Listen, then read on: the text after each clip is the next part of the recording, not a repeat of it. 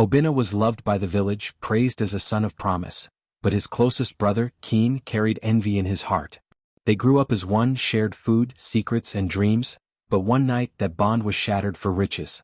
He betrayed his brother for wealth, but what happened next shook an entire village. Why would a brother trade loyalty for gold? How could trust turn into betrayal? And what would become of two men once bound as family?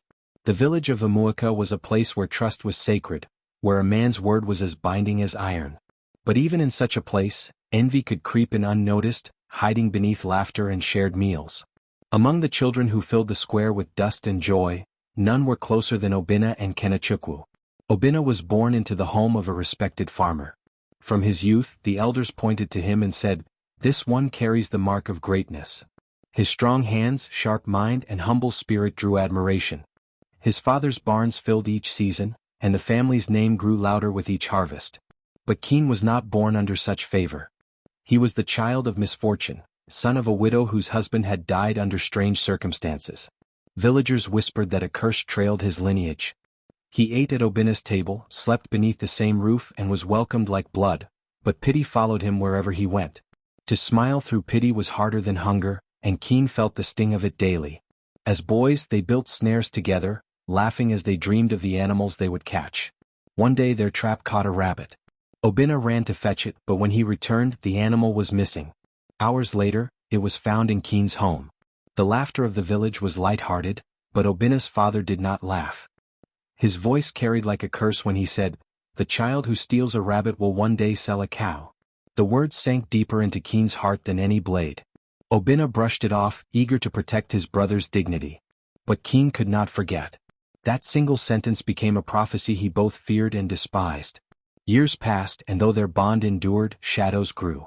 Every time Obina was praised for his humility, Keen heard only his own lack. Every time villagers spoke of Obina's destined greatness, Keen felt himself shrink. He longed to rise, but the weight of his father's death, the whispers of curses, and the memory of that rabbit branded him as less. And so the seeds were planted. Seeds of pride. Seeds of envy. Seeds that would one day bloom into betrayal. The gods watched in silence. The village laughed in ignorance. And in Keen's restless heart, a vow was forming: one day they will not mock me.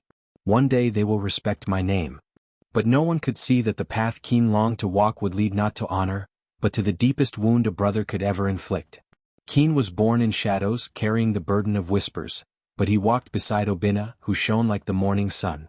The village loved Obina's humility, but they mocked Keen's lack. He longed to rise, but fate seemed determined to push him down. Why should one brother be blessed and the other cursed? How does love survive when envy grows like fire? And what happens when the heart's hunger cannot be silenced? Manhood arrived, and with it came heavier burdens. In Amuaka, young men were measured not just by their strength but by what they gave to the community. Each festival, elders called on them to donate yams, palm wine, or livestock. Those who gave were celebrated as pillars of the village.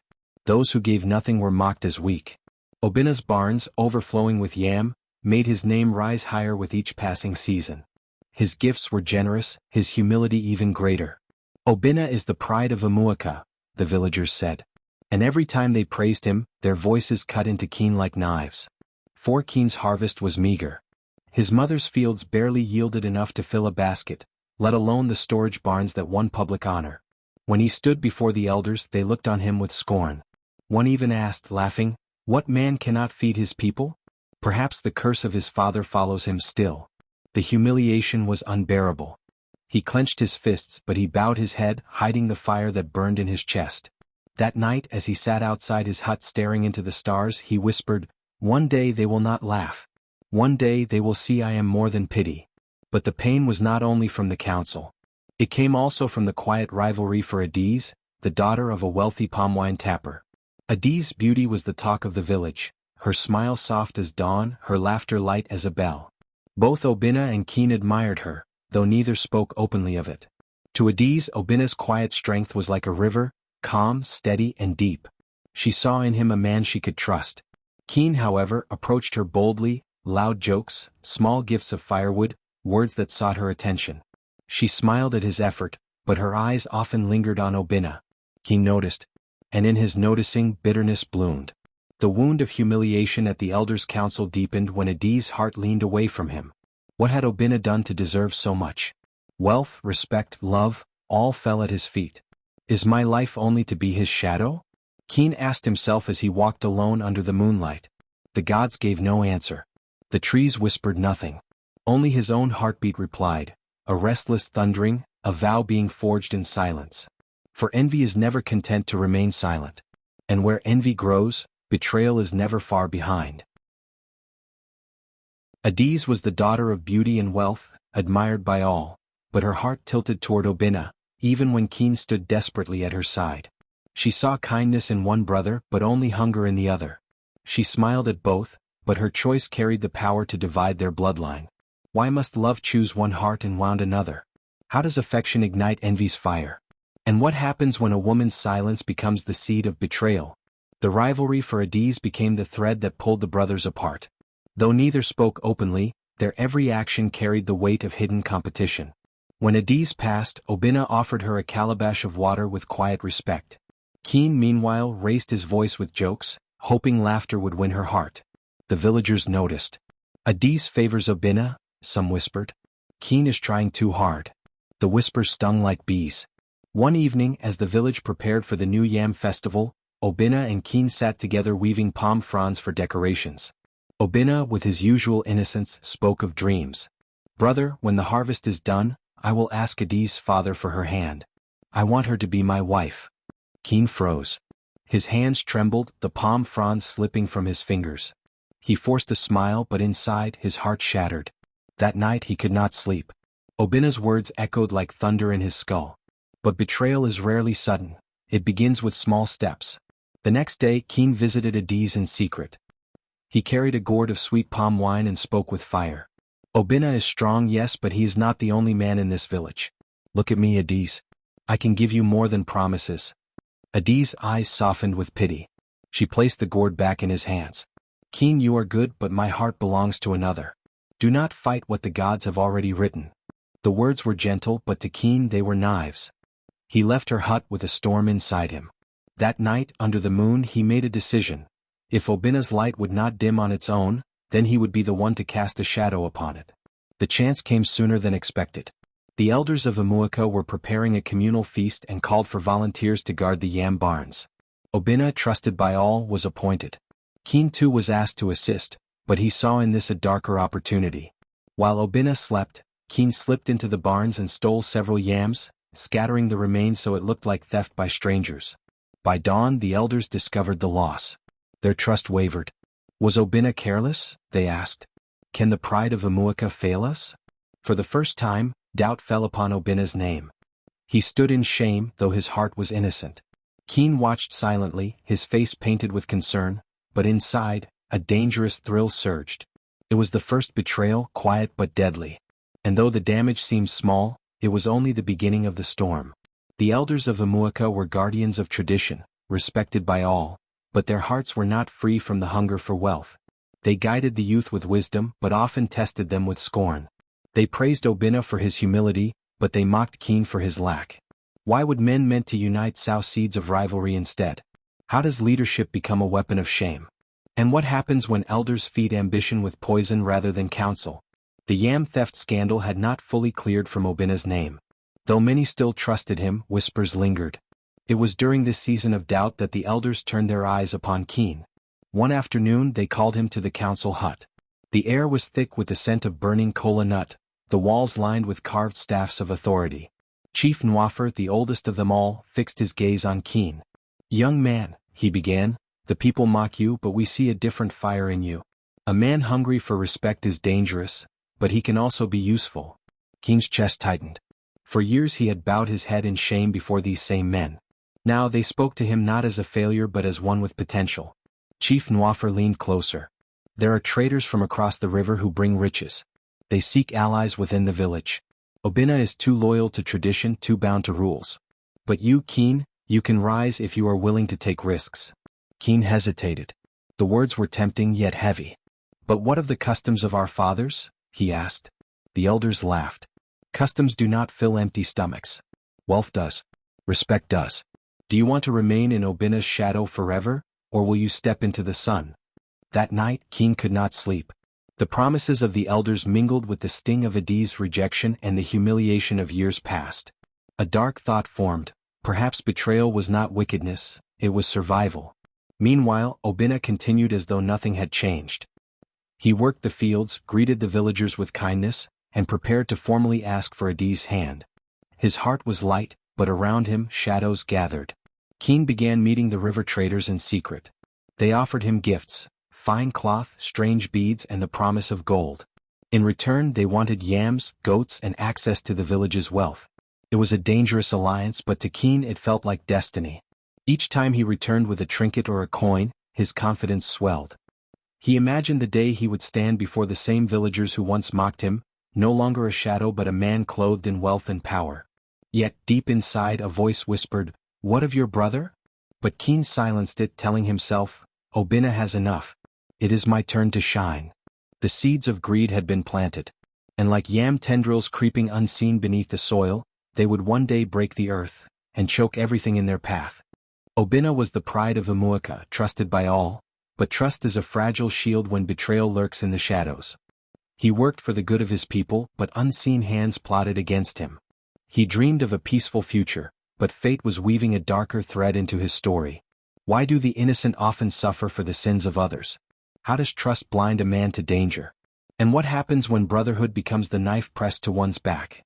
Life in the village continued as though nothing had changed, but beneath the surface, a storm brewed. Keen's secret dealings with the river traders grew bolder. He funneled stolen goats and hidden yams to their canoes under the cover of night. The elders who had once mocked him, now whispered in his ear, feeding his ambition like wolves fattening prey for the hunt. Yet, the villagers still looked to Obinna for leadership. He mediated disputes, helped widows on their farms, and brought laughter to children in the square. His hands were calloused, but his heart remained pure. And because of that purity, he never suspected that the very brother who ate at his fire was the reason whispers of doubt had begun to stain his name. Rumors spread like harmattan fire. "Strangers steal from our barns," some said. "Perhaps Obinna, who guards them, is not as trustworthy as we thought." Obinna heard these words and felt a stab of confusion. "Me? Steal from my people?" he asked Adiz one evening as they walked by the river. She placed her hand on his arm. "Do not listen to whispers, my love. Truth shines brighter than lies." But not all believed as Adiz did. At the elders' council, questions were raised. Chief Nwafer pressed hard: "Can a man be so careless and still call himself leader?" Others shook their heads, their doubts growing like weeds. Keen, standing in the background, lowered his gaze, feigning loyalty. Yet inside he smiled at the success of his schemes. The more Obinna was doubted, the easier it became for him to rise. Still, a flicker of guilt troubled him. Each time he looked into Obinna's trusting eyes, the weight of his betrayal pressed heavier on his chest. But then he remembered the laughter of the villagers who once mocked him, Adiz's eyes drifting toward Obinna, and the elders' promises of wealth. The guilt was drowned. One night, as Keen returned from the river traders, he overheard them speaking in hushed tones. "This Obinna is too well loved," one muttered. "If his name is not broken, our trade cannot flourish." Another added, "Then let him fall. There are many ways to silence a man." Keen's heart raced. He had not expected the traders to target Obinna so directly. For a moment, fear gripped him. But then a darker thought crept in. Perhaps Obinna's fall was the very door he needed to step into greatness. The web was tightening. And Obinna, blind in his trust, walked deeper into it with every passing day. The village of Umuaka thrived in unity, built on trust and tradition, but whispers of doubt are sharper than spears. They had once lifted Obinna high, but now their voices wavered with suspicion. They celebrated his good deeds but quietly questioned his honor. Why do people forget 1,000 acts of kindness for one shadow of doubt? How does envy turn truth into lies? And what happens when a man's reputation becomes the very battlefield of betrayal? The yam barns stood half empty after yet another theft. Villagers murmured angrily, pointing fingers and demanding answers. The elders called an emergency council, their carved staffs striking the ground like drums of judgment. Obinna stood before them, his head held high but his heart heavy. "I have never taken from my people," he declared. "My life has been service, not theft." But the elders exchanged uneasy glances. Chief Nwafer leaned forward. "You were appointed as guardian, Obinna. Yet under your watch the barns bleed. Is it carelessness, or deceit?" Gasps filled the hut. Obinna felt the sting of betrayal, though he could not yet name the hand behind it. He looked to the crowd, searching for comfort, but saw only suspicion. Even old friends avoided his gaze. In the shadows, Keen's face was a mask of sorrow, his eyes lowered in feigned loyalty. But inside, his heart beat with both triumph and dread. His schemes were working, but could he endure watching his brother crumble under the weight of lies? That night, Obinna sat by the fire outside his hut, Adiz by his side. His hands trembled as he fed small sticks into the flames. Why do they doubt me, Adiz? Have I not given my strength to this village? Adiz placed her hand on his. The truth does not bend forever, Obinna. Lies may walk fast, but truth walks farther. But even she could not silence the fear that grew in his chest. What if the elders stripped him of honor? What if his people turned away? Meanwhile, Keen's alliances deepened. The river traders urged him to press harder. As long as Obinna stands, your shadow grows longer, they reminded him. Bring him down completely, and your rise will be unstoppable. Keen hesitated. Betrayal in whispers was one thing, betrayal that broke his brother's back was another. Yet every time he remembered Adiz's rejection, the mockery of the council, the laughter of the villagers, his resolve hardened. Days later, another theft struck. This time, goats vanished in the night. The villagers gathered at dawn, their anger boiling. It must be Obinna, they shouted. Who else is so close to the barns? The council declared an inquest. Obinna would stand trial before the entire village. His honor, his future, and perhaps even his life hung in the balance. And in the crowd, Keen clenched his fists, torn between guilt and ambition. His betrayal had woven a net so tight that even he no longer knew if Obinna could ever escape. The breaking point had arrived. Keen stood at the edge of the council square, his face carved in sorrow, but his heart throbbed with the weight of betrayal. He had wanted respect, but not at this cost. He had longed for Adiz's love, but guilt now chained him like iron. He watched his brother accused, but his silence screamed louder than any word. Why does ambition demand the blood of those we love? How does envy silence the voice of truth? And what happens when betrayal walks hand in hand with destiny? The village gathered in the council square, a sea of faces pressed tight under the burning sun. The carved staff of judgment lay across the knees of Chief Nwafer, who presided with a solemn gaze. At his side, the elders murmured, their voices sharp as blades. Obinna stood in the center, shoulders square though his heart trembled. Around him, whispers spread like locusts. He failed us. He betrayed the barns. Even the goats are gone under his watch. The trial began. Chief Nwafer's voice carried like thunder. Obinna, son of Aduak, you stand accused of betrayal against your people. You were trusted, but theft has walked beside your shadow. What do you say? Obinna lifted his eyes to the sky before answering. By the gods who see all, I am innocent. My hands are clean. My heart carries no deceit. The villagers stirred. Some nodded in sympathy, but others spat in anger. The weight of suspicion pressed like a millstone. Adiz pushed through the crowd, her voice rising. You judge a man without proof. Has he not fed your children? Has he not stood for you in your quarrels? Must one rumor undo years of honor? The elders silenced her with a wave. This is no place for a woman's tongue, they said coldly. Keen stood still, his hands trembling at his sides. His chest ached with every word spoken against Obinna. He wanted to step forward, to confess, to cry out, "It was me." But his legs would not move and his tongue clung to silence. Instead he let the storm rage. The trader's gifts weighed heavy in his hut. The elders' promises echoed in his ears. And above all, the mocking laughter of the past whispered, "This is the price of your rise." The council deliberated. Hours passed, but to Obinna, it felt like years. Finally, Chief Nwafer raised his staff. Obinna's honor is stained. Until his innocence is proven, he is stripped of leadership, stripped of trust. Let him be watched and let others take his place. Gasps filled the square. Obinna bowed his head, his heart shattering. Keen closed his eyes, unable to look at the ruin he had caused. The trial was done, but the wound it left would never heal. Blood had not yet been spilled, but betrayal had already drawn its price. Obinna had once walked with the pride of Umuaka, his name sung in every home, but disgrace now clung to him like dust on a weary traveler. He gave his strength to the people, but their eyes turned away in suspicion. He sought truth, but lies wrapped him like chains. Why must the innocent bear the weight of falsehood? How does honor crumble in a single breath? And what happens when a man loses everything yet still holds his soul? The days after the trial were heavy with silence. Where once Obina's laughter filled the square, now children watched him with wary eyes. Women who had once praised his kindness whispered behind their palms. Even men he had helped to settle quarrels avoided his gaze. He still worked the fields, his hands blistering as always, but the yams seemed smaller, the soil less generous. Each night, he sat by the fire outside his hut, staring into the flames as though searching for answers the gods refused to give. Adiz remained by his side. She fetched water, cooked his meals and spoke words of hope. Yet Obina's heart carried the weight of betrayal. He could not understand how his people, his own blood, had turned against him so quickly. Meanwhile, Keen's star began to rise. The elders praised his newfound diligence, unaware of the river trader's gifts that lined his hut.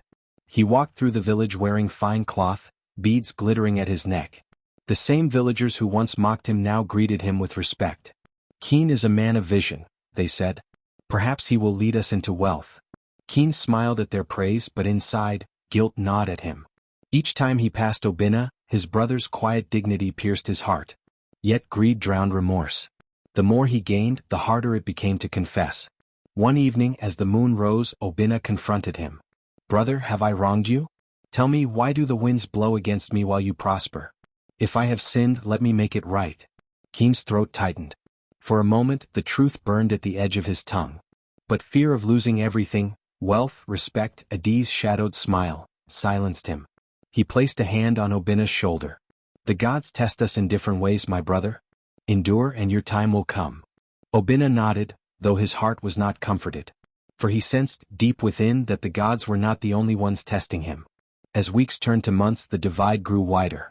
Obina became a ghost in his own village, while Keen basked in admiration. But the balance of life is never mocked for long. For every rise there is a fall, for every betrayal a reckoning waits. And though Obina did not yet know it, his darkest night was also the beginning of a dawn that would shake the very roots of Umuaka. The river traders came to Umuaka with gifts and promises, but their smiles hid fangs sharp as knives. They offered Keen wealth but demanded loyalty deeper than blood. They promised power, but whispered of schemes to break his brother completely. Why does greed blind men to the traps of strangers? How does betrayal breed its own downfall? And what happens when the hand that feeds also sharpens the blade? The moon hung low as Keen crept to the riverbank to meet the traders. Their canoes bobbed gently on the dark water, lanterns flickering like the eyes of spirits. This time their voices carried no warmth. "You have done well," one said, tossing him a bag heavy with cowries. "Your brother is broken, his name dragged in dust. But Obina still breathes, and while he stands, the people's hearts may yet return to him." Keen's chest tightened. "What are you saying?" The trader leaned closer, his voice a hiss. "If you want to keep your place, Obina must vanish. The river swallows many men. Will you have the courage to finish what you began?" Keen froze. Betrayal and whispers, lies and theft had stained his hands, but murder was a different fire. He stared at the bag of cowries, then at the black water, his reflection wavering like a soul in torment. Meanwhile, in the village, Adiz's spirit burned with determination. She had begun visiting the barns at night, keeping watch in silence. On one such night, she caught sight of shadows slipping through the fields, Keen with the traders. Her heart raced as realization struck. It was him. All along, it was Keen. The next morning she went to Obina. "I have seen the truth," she whispered. But Obina, weary and broken, shook his head. "No, Adiz. Not my brother. He is my blood." Her eyes filled with tears. Blood can betray Obina. And his hands are not clean. Obina turned away, unable to accept the blade that her words drove into his heart. But deep inside, doubt stirred. That evening the traders pressed Keen harder. "Choose, boy. Wealth or ruin. Obina's life or your own." Keen's breath came heavy, his heart torn in two. He thought of Adiz who had chosen Obina. He thought of the laughter of villagers who once mocked him. He thought of the council's praise now poured at his feet. And at last, with a trembling voice, he answered, "I will do what must be done." But even as he spoke, a shadow stirred at the edge of the forest. One of the younger hunters, returning late from a hunt, overheard the trader's words. His eyes widened in shock, and without a sound, he slipped back toward the village. The reckoning had begun. Keen's secrets, once buried in darkness, were now cracks waiting to burst into daylight. Keen stood at the edge of the river, torch in hand, but fire could not burn away the weight of his betrayal. He wanted riches, but the price had become unbearable. He sought respect, but it slipped through his fingers like water. Why does ambition demand the blood of those closest to us? How does betrayal chain a man even when he gains the world? And what happens when the truth shatters the very foundation of everything believed? The night of reckoning arrived with thunder in the sky. The villagers gathered, their voices buzzing with rumors. The young hunter had spoken, and whispers raced like wildfire. It was Keen. He plotted against his brother. Obinna walked into the square, his steps heavy yet firm. He no longer carried the shame of false accusations, but the pain of a brother's betrayal. The elders demanded answers, their staffs pounding against the earth. Keen was dragged before them, his fine robes torn, beads clattering to the ground. His eyes darted from Obinna to Adiz, from the council to the crowd. For the first time, the mask of confidence cracked. The river traders had vanished into the night, leaving him alone to face judgment. Their promises of power dissolved like mist. "Tell us the truth, Keen," an elder thundered. "Did you betray your brother for riches?" Silence held the air like a blade. Keen's lips trembled. "Yes," he whispered. "I betrayed him." Gasps erupted. Mothers clutched their children. Men shook their heads in disbelief. Obinna closed his eyes, his heart breaking not from shame but from love lost. But then Adiz stepped forward. "The betrayal runs deeper," she said. Keen was not alone. The traders whispered lies, but the seed was sown long before. The council, too, turned its face from truth. Were you not quick to condemn Obinna? Were you not eager to believe a man guilty without proof? The elders shifted uncomfortably. A murmur spread. The story was no longer about one brother's betrayal, but about a community blinded by greed, fear, and envy. As the people argued, Obinna lifted his voice. "I forgive my brother," he declared. "But forgiveness does not erase truth. Let this be a lesson.